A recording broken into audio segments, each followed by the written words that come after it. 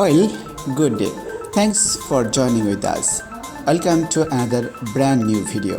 Today we learn the proper setting for driver while using VoiceSoft, MyQ and PaperCut. This setting is very essential for reporting. Without this setting, we cannot get proper reporting for VoiceSoft, PaperCut and MyQ, like all type of solution software. So please see this video attentively and it will be very helpful for you. So let's get started.